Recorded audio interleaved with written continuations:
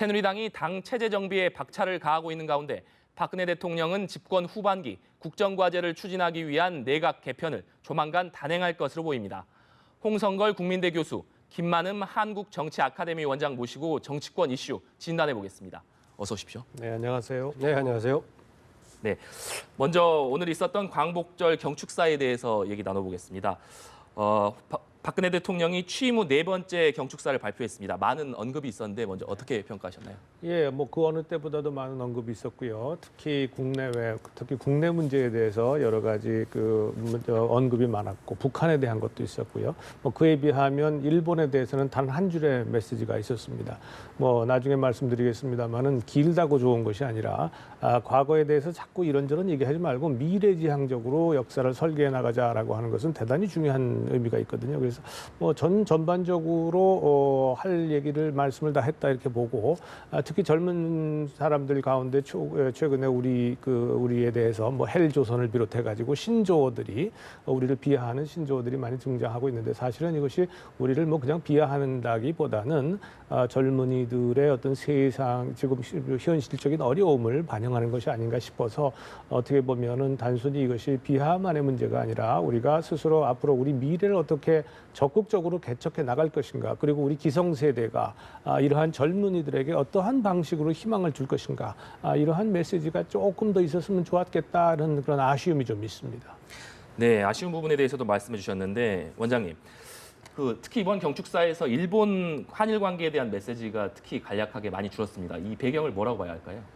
한 문장이었다고 얘기 나오고 있죠. 역사를 직시하고 미래를 향해서 가자라고 얘기하고 있는데 사실상 추상적인 용어였고 구체적인 내용 없었다라고 볼 수 있겠습니다.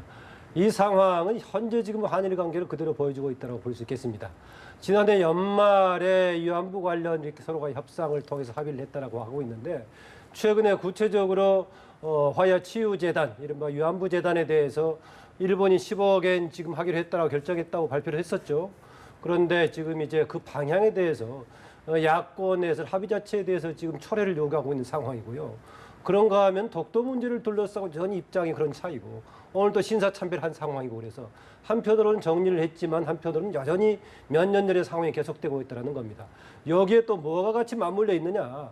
사실 지난해 위안부 합의를 하기 전에 일본과의 거의 교류를 정상급에서는 하지 않다시피 교류가 단절됐다시피 했던 상황 아니었겠습니까? 그래서 미국과 일본 간 정말 밀월 관계가 되고 우리만 떨어진 게 아니라 했었는데 급속하게 이제 위안부 협상이 진행됐단 말이죠. 또 최근에 사드 문제를 두고도 미국과 급속하게 발표가 되고 진행되는 관계에 있어가지고 미국의 지도 속에서 이게 한미일 관계가 급속하게 진행되고 우리의 입장이 주관적으로 제대로 반영이 되지 않는 거 아니냐, 끌려가는 거 아니냐 이런 입장이어서 역시 지금 일본 문제에 대한 애매한 상황을 반영하고 있어서 조금 우리가 외교 전략에서 다시 한번 좀 검토해볼 내용들이 있지 않나 그런 생각이 듭니다. 잠깐 첨언 드리면은 사드 문제를 둘러싼 여러 가지 논란에 대해서 이것이 국민의 생명을 지키기 위한 문제인데 이것을 두고 정쟁이 돼서는 안 된다고 얘기하고 있는데 박근혜 대통령 다른 의견, 다른 입장에 대한 주장을 정쟁으로 치부해서만 될 일인가, 다른 입장을 어떻게 하면 포용하고 끌어들일 것인가, 다른 입장에 대해서 좀 경청하는 시각이 필요하다 이런 좀 얘기를 좀 드리고 싶습니다. 사드 문제는 조금 이따 다시 말씀드리기로 하고요. 광복절의 그 대일 메시지가 단 한 문장인데 역사를 직시하고 미래지향적으로 가자라고 하는 얘기예요. 역사 직시하라고 하는 얘기는 똑바로 보자는 얘기죠. 이런저런 얘기 광복절 경축사에서 여러 가지 길게 얘기하면 할수록 문제가 자꾸 복잡해지기만 합니다. 특히 박근혜 대통령은 지금 말씀하신 것처럼 3년 반 동안 일본과의 관계 정상화를 사실상 거부해 왔어요. 뭐 때문에? 위안부 문제 때문에 그랬습니다. 그래서 그 위안부 문제가 지금 사실상 한 6개월 전에 타결이 됐고요. 그것에 대한 실천적 과제만 남아있는 상태입니다. 지금 이런 상태에서 일본의 여러 장관들이 이런저런 얘기를 자꾸 한단 말이에요. 그러니까 자꾸 이런저런 얘기할 것 없이 바로 봐라. 과거의 역사를 바로 보고 그리고 더 이상 얘기 왈가왈가 할 것 없이 미래지향적으로 가자라고 하는 말에 굉장한 큰 함축이 담겨 있는 겁니다. 저는 이러한 지금까지 역대 대통령들의 그 광복절 경축사 가운데서요, 항상 일본과의 관계에 대해서 언급할 때에 굉장한 조심스러움이 있었어요. 이것이 잘못하면 어떻게 해석이 될 것인가, 의도와는 다르게 받아들여지면 어떡할 것인가에 대한 그 우려가 많았거든요. 특히 과거의 역대 정부에서 사실은 많은 그 전문가들한테도 물어보고 그랬었습니다. 그런데 이번에 단 한 줄로서 이 일본과의 관계를 정리하고 더 이상의 다른 얘기를 하지 말라라고 하는 분명한 저는 경고의 메시지다. 저는 그렇게 봅니다. 네, 오히려 그 한 줄로 주신 것에 대해서 그렇습니다. 긍정적으로 평가해 주셨는데 그 북한 문제에 관해서도 말씀을 안 드릴 수가 없습니다. 오늘 박 대통령이 간부와 주민들을 향해서 통일은 행복을 추구할 새로운 기회를 열 것이다 이렇게 강조를 했거든요. 이 부분이 그 최고위층과 주민들을 분리하면서 앞으로 대북 관계에 있어서 접근 방식이 조금 달라지는 것이 아니냐 이런 관측들도 나오고 있는데 어떻게 보십니까? 네, 그렇게 했을 경우 구체적으로 우리의 정책이 북한 주민을 직접 상대로 한 정책이 되든 아니면은 북한의 권력층과 구분하든 간에 효과가 있을 것인가라는 것은 검토해 볼 필요가 있습니다. 분명 박근혜 대통령 얘기처럼 북한 정권을 향한 정책과 또 북한 주민을 향한 정책에 서로 이원화시켜 살 필요는 있을 겁니다. 그런데 이제 북한의 최근 행보가 오히려 북한을 더 고립시키고 경제적인 상황을 더 어렵게 만드는 걸 자초하고 있다라는 것이 좀 사실하고 부합된 것인가는 볼 필요가 있습니다. 최근에 통계도 나왔지만은 지금 최근에 사드 배치를 둘러싼 논란 이후에 북한에 대한 제재가 그동안에 강화됐던 측면에서 북한이 경제가 위축되는 상황은 있었지만은 최근에 들어서는 오히려 북중 간의 무역이 오히려 더 증가했던, 지난달 비교해서 7.8% 증가했던 거 아니겠습니까? 이런 상황이 되는 거라면은 한편으로는 북한에 대한 이런 압박은 필요하지만은 실질적인 차원에서 과연 현재 우리가 하고 있는 외교 전략이 북한에 대한 압박을 효율적으로 정말 수행하고 있는 것인가, 이런 것들은 좀 검토해 볼 필요가 있습니다. 기본적으로는 박근혜 대통령이 북한 주민을 향한 이원적인 전략은 부분적으로는 좀 고려해 볼 수 있다. 긍정적인 평가도 할 수 있겠습니다. 네, 교수님 어떻게 보셨습니까? 저는 대단히 중요한 변화라고 생각을 합니다. 지금까지 그 뭐 광복절 경축사뿐만이 아니고요, 역대 어느 정부에서도 북한 주민과 북한의 지도층을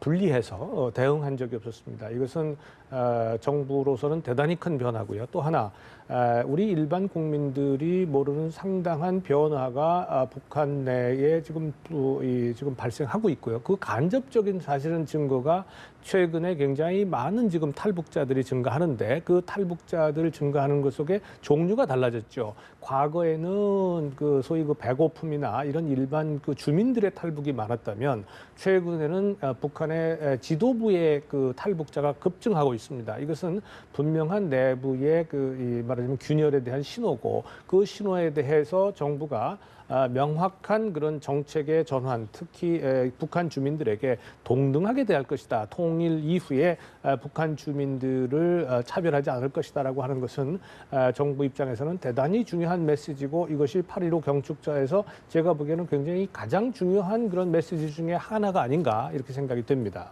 예, 저는 이제 박근혜 정부에서 북한 주민을 향한 이원적인 접근도 부분적인 긍정적인 평가가 가능했다라는 배경은 인도주의적인 접근 가능성을 뒀다는 점 저는 긍정적인 평가를 했습니다. 그런데 근본적으로 정부는 정부의 접근일 수밖에 없다. 저는 이제 밖에 그동안에 북한 민주화 운동을 하는 단체들에서는 북한 정권과 북한의 주민과의 접근을 분명히 구분해 살 필요 있다. 그런 운동을 해왔습니다. 저는 긍정적인 면이 있다고 봅니다. 그런데 정부의 공식적인 외교적인 채널을 해서 하는 정부의 주체가 과연 북한 정권이라든가 북한의 정부의 주체를 외면한 채 북한 주민을 상대로 한 외교 전략이 가능하겠는가라는 현실성으로 봤을 때는 일반 NGO 단체들의 활동의 방식을 정부에 참고했을 정도지, 실질적으로는 정부의 대북 정책은 근본적으로는 북한의 지금 국가 정책을 주도하는 쪽을 벗어나서 따로 하기는 어려울 겁니다. 네, 두 분의 의견이 약간 엇갈리는 것 같습니다. 그 경축사에 대한 의견은 이 정도로 하고요. 이번에는 개각에 대한 얘기로 넘어가 보겠습니다. 그 정부가 조만간 개각을 단행할 것으로 예상이 되는데요. 지난주에 이정현 대표가 탕평 개각 건의를 하면서 이 개각의 밑그림이 좀 달라진 것이 아니냐 이런 관측도 나오고 있습니다. 이번 개각에서 관전 포인트 어떤 것이 있다고 좀 보시나요? 이정현 대표가 이제 탕평 내각을 주문한 것은 뭐 이정현 대표로서는 당연한 것이라고 저는 봐요. 우선 이정현 대표는 호남 출신으로서 새누리당의 이 대표가 된 것 자체가 사실상 혁명적인 그런 일 아닙니까? 지금 사실 기적적인 일이라고 본인은 표현했습니다만 그런데 뭐 저 개인적인 판단으로는 이렇습니다.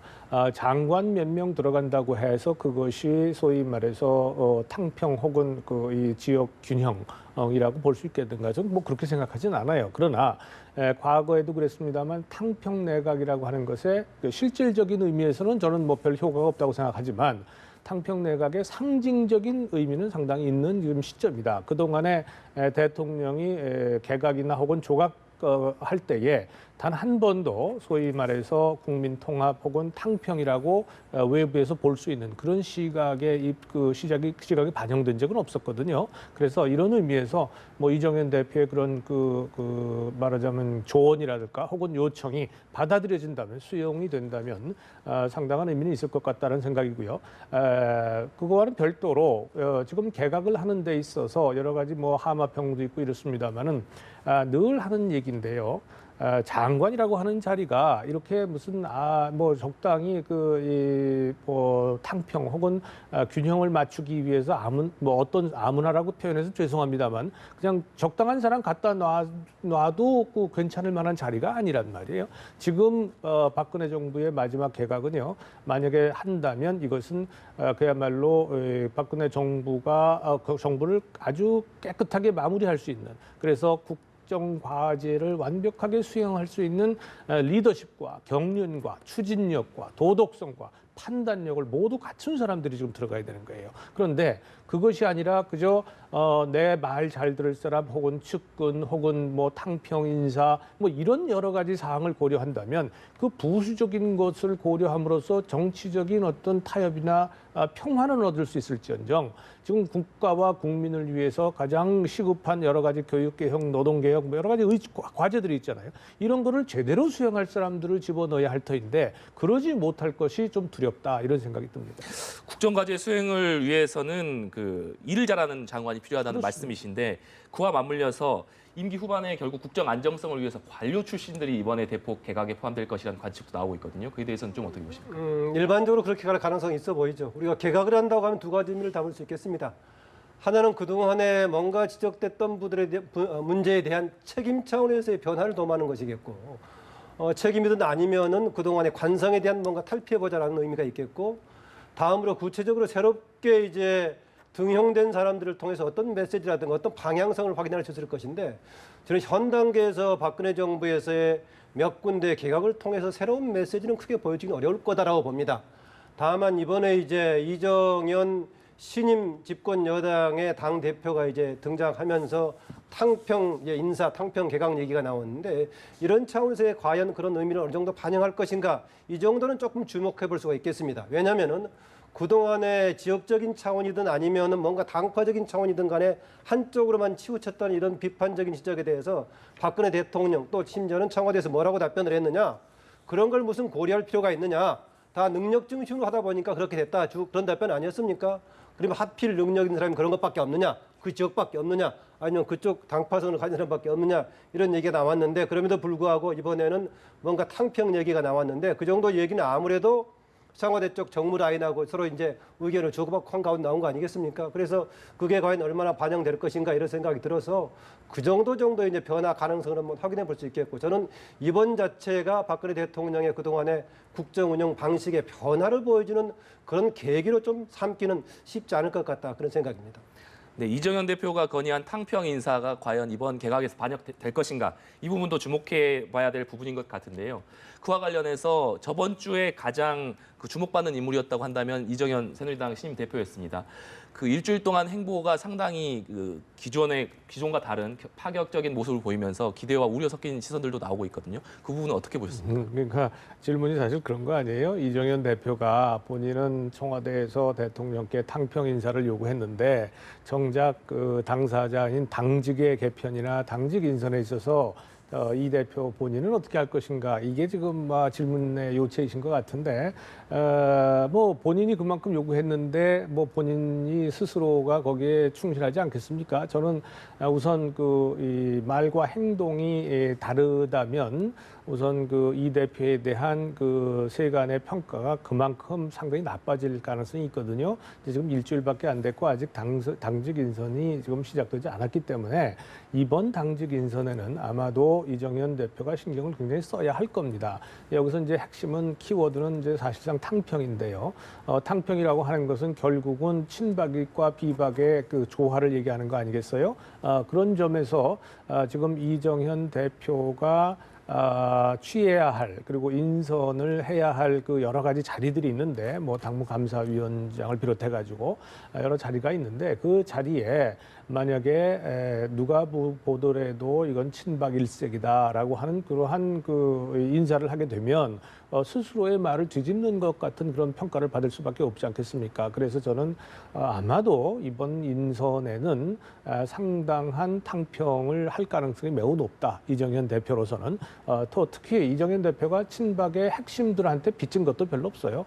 그동안에 보면 친박으로 분류돼야 되고 뭐 청와대 대통령의 복심이라고는 했지만 이번 그 경선 과정에서 또는 그 이전에도 이정현 대표가 뭐 그다지 빚지고 한 게 없단 말이죠. 그래서 그런 점에서 저는 상당히 저 개인도 주목하고 있고요. 또 이 지금 세간에서도 이 대표의 이번 당직 인선에 상당히 주목하고 있을 거다 이렇게 봅니다.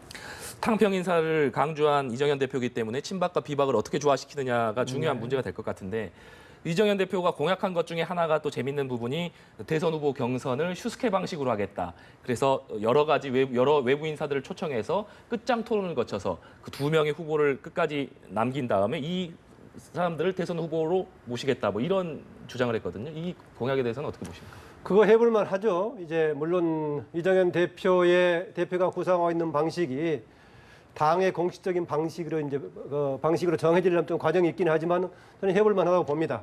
그런데 이제 또 하나가 이제 당 내부의 인사들뿐만이 아니라 외부의 문호를 개방하겠다. 심지어는 야권 인사들까지 같이 참여하도록 하겠다라는 것인데 과연 외부의 인사들이 얼마나 참여할 것인가? 심지어 야권 인사들이 거기에 얼마나 참여할 것인가? 이게 관건이 되겠죠. 저는 일단 이정현 신임 대표가 하는 여러 가지 새로운 방식들이 시도는 다 해볼 만하다고 봅니다. 조금 전에 나왔던 당직 인사에서도요. 사실상 이정현 대표는 기존하고는 뭔가 다른 탕평 인사를 할 수밖에 없을 것입니다. 다만 이제 이른바 비박 인사로 사람들이 분류하는 사람들이 거기에 얼마나 호응할 것인가 이건 변수가 되지 않겠습니까? 그리고 아까 홍 교수께서 잘 지적했었지만은 이정현 신임 대표가 박근혜 대통령의 복심 또 핵심적인 이 박근혜 대통령 가까운 사람 심지어는 이번에 오찬 때 이정현 대표가 좋아하는 무슨 송로버섯까지 해가지고 논란이 일고 있습니다만은 그 이른바 친박 진영 관련해서는 이정현 대표도 비판적인 입장을 취해왔습니다. 본인을 친박이라고 할 수는 있겠지만은 친박이라고 하는 이른바 대통령 이름을 팔아서 이렇게 다니는 사람들에 대해서는 본인이 비판적인 인식을 해왔었기 때문에 그런 문제는 본인도 비판적인 인식을 가지고 있고 당 내외를 떠나서 새로운 시도를 분명히 할 거다. 다만 이게 얼마나 호응을 받고 이렇게 완성할 것인가 이것은 과제로 남아있다고 보고요. 조금 전에 말씀하셨던 슈퍼스타 K 방식 추진할 것인데 외부 인사들 심지어는 야권까지도 끌어당길 수 있다라고 했는데 그 사람들이 얼마나 호응할지 이것은 과제라고 볼 수 있겠습니다. 저 문제는 상당히 중요한 변화거든요. 근데 이제 의미 있는 변화일 수 있어요. 근데 몇 가지 과제들이 있죠. 우선 뭐 말씀하신 것처럼 저게 이정현 대표가 경선 과정에서 이제 이렇게 하겠다라고 이제 그 일종의 공약같이 내세운 것인데 이것을 당의 공식 의견, 공식적인 입장으로 이제 확정을 하는 과정이 첫째 남아 있고요. 뭐 그러기 위해서는 대선 후보 경선 과정이 바뀐다라고 하면 이해관계 당사자들이 말이죠. 이게 이제 주판화를 챙깁니다. 이게 분주하게 이게 과연 나한테 이익이냐 불리할 것이냐. 뭐 현 상태가 변화하니까 그럴 수밖에 없지 않겠어요. 뭐 이랬을 때에 이러한 사람들을 설득을 해야 되는 거죠. 이 설득하는 역할은 또 누가 해야 되느냐? 바로 이정현 대표 본인이 해야 되는 거죠. 그래서 지금까지 이정현 대표의 스타일이 어떠냐면 굉장히 저돌적일 뿐만 아니라 아주 바닥서부터 뛰는 스타일이에요. 그러니까 뭐 어떤 것을 전제해 놓고 하는 것이 아니라 뭐 그야말로 아주 진솔하게 바닥부터 하여간 뛰어서 사람들을 감동시키는 스타일이 지금 이제 이정현 대표의 지금까지 스타일이었단 말이죠. 그래서 그런 것을 고려한다면 뭐 슈퍼스타 K 방식이라고 하는 것이 여러 가지 한계는 분명히 있습니다. 그렇지만 그것이 만약에 관계되는 이해관계 당사자 즉 지금 경선에 나설 여러 후보 교훈들이 그래 동의를 우리 이정현 대표가 얻게 된다면 저는 굉장히 큰 아주 효과도 있을 수 있다고 봅니다. 왜냐하면 아시다시피 이게 하나씩 떨어져 나가면서요. 굉장히 많은 그 소위 말해서 컨벤션 효과를 누릴 수 있거든요. 그래서 뭐 긍정적인 면으로 잘만 설득이 돼서 공식적인 절차로 확보가 되고 확립이 되고 거기에서 진행만 된다면 저는 상당한 그 의미가 있을 거다 이렇게 봅니다. 사실은 몇 년 전에 현 야권에서 이 방식을 제안을 했습니다만은 잘 아시겠지만은 이제 현실적으로 관철이 되지 못했는데 네. 다시 이제 이정현 대표가 여당에서 한번 해보겠다고 하니까 좀 두고는 봐야겠습니다만 아까 말씀하셨다시피 뭔가 진행되면서 본인의 추진력을 얻고자 하는 후발 주자들의 경우에는 본인들이 초기에 탈락하는 가능성이 있어서 이런 예강에도 같이 맞물려 있습니다. 또 반대로요. 처음에 돌풍을 일으켜서 끝까지 가는 경우도 생각해 볼 수 있어요. 그러니까 저게 누구한테 유리하다 불리하다 얘기하기가 대단히 어렵습니다. 네, 이정현 대표는 이런 방식을 통해서 제2, 제3의 뭐 안철수 같은 사람도 나올 수 있다라고 가능하죠. 네. 얘기를 하고 있기 때문에 이 부분은 좀 지켜봐야 될 부분인 것 같습니다. 이번에는 더불어민주당 얘기를 좀 해보고 싶은데요. 원장님께 여쭤보겠습니다. 그 전당대회 앞두고 지금 민주당이 강령에서 노동자라는 단어를 삭제하기로 결정하면서 당권 주자들이 일제히 철회를 요구하고 나섰거든요. 이 부분은 좀 어떻게 보셨습니까? 뭐 그렇죠. 이제 구체적으로 뭐가 빠졌다는 가시적으로 알 수 있으니까요. 노동자와 시민으로 중첩됐던 용어를 시민에 포함되기 때문에 굳이 노동자를 쓸 필요 있느냐라서 이제 생략했다라고 얘기하고 있는데 일부 문제를 제기하는 것이 그동안에 이제 김종인 대표가 걸어왔던 뭔가 중도적인 노선 이게 반영된 게 아니냐라는 입장을 얘기하고 있죠. 그런데 김종인 대표는 본인하고 상관없이 이 부분이 빠졌다라는 얘기인데요.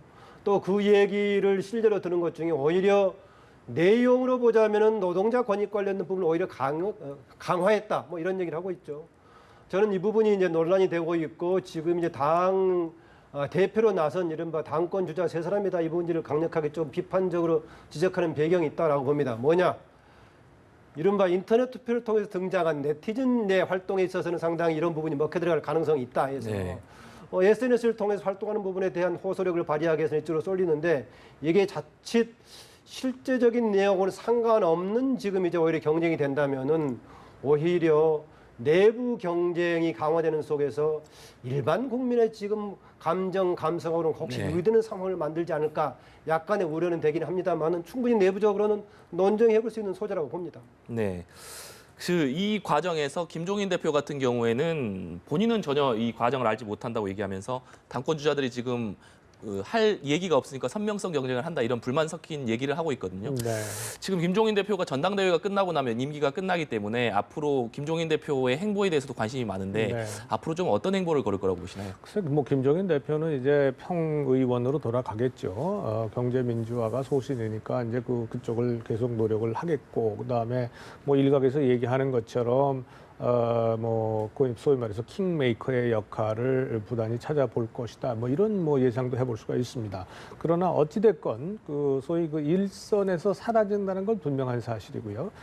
이번 이 노동자라고 하는 노동자의 단어죠. 단어를 강령에서 빼는 데에 김종인 대표가 굳이 거짓말할 이유는 저는 없다고 봐요. 그러니까 아마 김종인 대표 지금 퇴임하는 대표의 뭐 눈치를 봐가면서 강령을 제정하고 할 이유는 전혀 없거든요. 저건 분명히 아마도 당 강령을 제정하는 과정 속에서 노동자라고 하는 단어를 남겨놓음으로써의 이익과 또 삭제함으로써의 얻을 수 있는 이익, 집토끼냐 산토끼냐의 논란인데요. 이것을 비교했을 때에 이것을 삭제하고 오히려 실질적인 내용을 강화하는 실질적인 노동자의 권리를 강화한다는 게 뭐냐면 다른 것이 아니라 동일 노동에 대한 동일 임금의 원칙을 지금 천명하고 있습니다. 이건 굉장히 중요한 변화거든요. 지금까지 우리나라에서 특히 비정규직과 관련해 가지고 동일 일을 하면서 똑같은 일을 하면서 지금 60%에 미치지 못하는 임금을 받고 있단 말이에요. 그러니까 이건 노동자의 권익을 정말로 실질적으로 강화하는 데 대단히 큰 영향을 미치는 그런 강령의 변화죠. 그러니까 이런 걸 통해서 실질적으로는 분명히 내용적으로 강화시키면서 노동자라고 하는 단어를 뺨으로써 어떻게 보면 종북 성향이라고 하는 그런 이미지를 벗어나고 또 시민이라고 하는 포괄적인 그런 중도 성향으로 이걸 감으로써 더 외연을 확대하자라고 하는 그런 노력인데 저는 주목하는 것은요. 여기에 대해서 당권 주자 세 사람이 전부 공의 반대하고 나섰다는 겁니다. 이거는 지금 아직도 더불어민주당이 외연 확대, 중도의 외연 확대에 대한 관심보다는 그 김종인 대표가 지적하는 것처럼 선명성 경쟁을 통해서 어떻게든 간에 자극적으로 표를 얻어보자는 그런 아주 단견에 지금 대표 후보자들이 지금 그 빠져 있다라고 하는 그런 이 현상을 얘기하는 것이고요. 이런 상태로 간다면 김종인 대표가 얘기하는 것처럼 정권 되찾기 힘들다. 이런 것은 분명한 사실이라는 걸 알아야 될 겁니다. 네, 지금 국민의당 같은 경우에는 새누리당 이정현 대표 선출 그리고 더불어민주당 전당대회에 가려서 사실 국민의당 같은 경우는 존재감이 좀 현재 떨어지고 있다 이런 관측들이 있는데 그래서인지 어제 같은 경우에 그 양강 구도 그리고 삼자 구도 필패론에 대해서 상당히 부정적으로 어제 그 반응을 내놨거든요. 네. 어떻게 보셨습니까? 김영환 사무총장이 직접적으로 그런 얘기를 했었죠.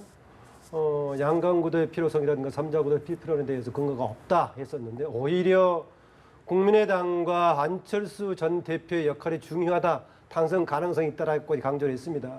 그 배경으로 이야기하는 것이 지금 국민들이 가장 비판적으로 보고 있는 정치 집단이 두 개가 있다. 하나는 친박이고 하나는 친노다라는 것인데 지금 양강구도 얘기하고 있는 쪽은 주로 이제 그런 것이 기초한 거 아니냐라는 얘기인데 그럼에도 불구하고 지금 이제 국민의당은 기성 양정당을 넘어서는 새로운 당의 주도권을 아직은 좀 보이지 못하고 있습니다. 많은 과정이 필요할 겁니다. 단지 제3당이라고 해서 국민들이 신선한 정당으로만 보지는 않을 것입니다.